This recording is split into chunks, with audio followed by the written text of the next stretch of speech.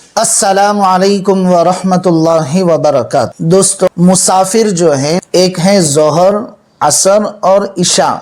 ان تین نمازوں میں قصر کرے گا۔ اب قصر کسے کہتے ہیں؟ کہ قصر اسے کہتے ہیں کہ جہاں جس نماز میں 4 رکعت فرض پڑھنی ہے،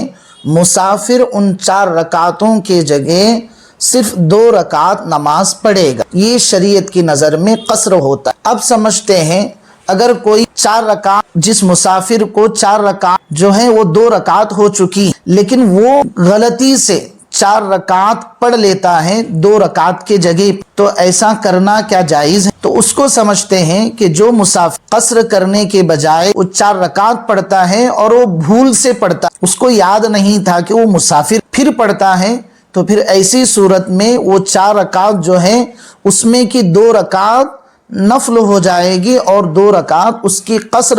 یعنی فرض ادا ہو جائے۔ اور اگر جان بوجھ کر پڑھتا ہے،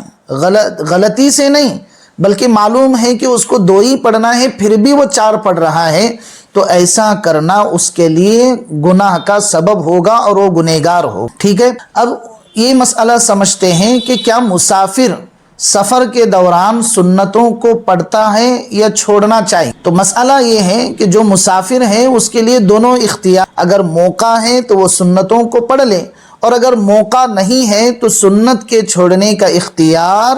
مسافر کو دیا گیا، سنت کا اہتمام کرے تو یہ اس کے حق میں بہتر رہے۔ تیسرا مسئلہ یہ ہے مسافر کے لیے، اگر وہ سفر کے دوران ٹرین وغیرہ میں سفر کر رہا ہے تو اس کے لیے بیٹھ کر نماز پڑھنا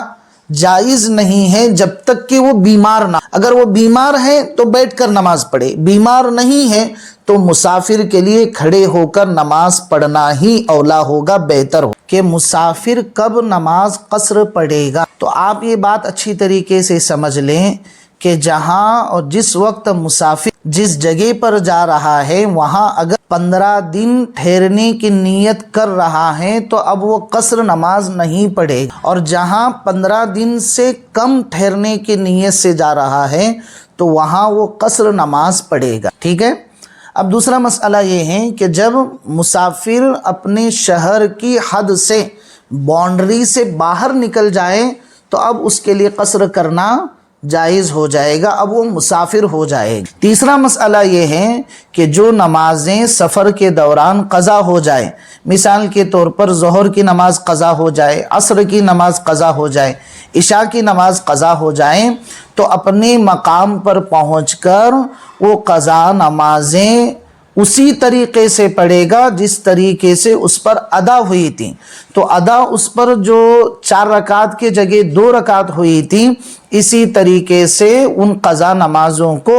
وہ ادا پڑھے گا، ان قضا نمازوں کو پڑھے گا تو وہ 2 ہی رکعت پڑھے گا۔ ٹھیک ہے، تیسرا مسئلہ یہ ہے کہ مسافر اگر کسی مقیم امام کے پیچھے نماز پڑھ رہا ہے تو اس کے ساتھ میں 4 ہی رکعت پڑھ لے۔ ٹھیک ہے، مقیم کی تو 4 رکعت ہو جائے گی، لیکن مسافر 4 پڑھے گا تو 2 رکعت فرض ہو جائے گی، 2 رکعت نفل بن جائے۔ سمجھ میں آیا؟ تو زیادہ سے زیادہ ان مسائل کو شیئر کرنے کی کوشش کریں۔